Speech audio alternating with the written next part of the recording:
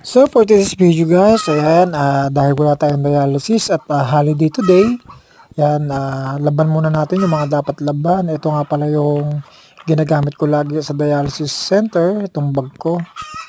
Syempre dahil ginagamit natin yan everyday, ayan, kailangan natin linisin. At syempre sa mga nagtatanong bakit hindi ko na lang daw ipalaba at nagda-dialysis ako, baka daw mapagod ako. Pag mga ganito idol, hindi ko naman masyado pinipersa yung sarili ko. Yung kaya ko lang laban siguro.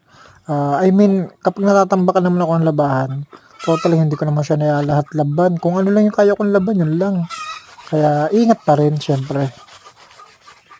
Kasi hindi natin masasabi yung pwedeng mangyari. At alam naman natin kapag dialysis patient ka na, madalas mapagod.